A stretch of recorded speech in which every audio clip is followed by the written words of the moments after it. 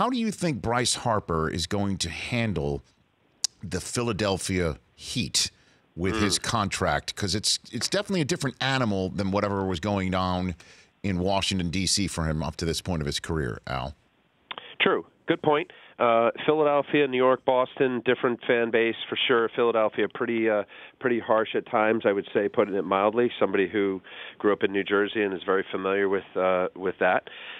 Listen, I think Bryce just let's just go Citizens Bank Park. I mean, he was the most prolific, devastating hitter in that stadium with respect to OPS and all the numbers. So it is a very hitter-friendly park, and not that Bryce needs it, because when he barrels it, he can hit it out of Yellowstone.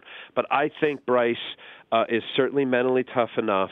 I think the fact that he did move on away from the original team that drafted him, and he was anointed as the next, whomever, as the number one pick, and leaves high school early, et cetera. We know the story. I really think Bryce is going to have an outstanding year. I do. I think he's got plenty.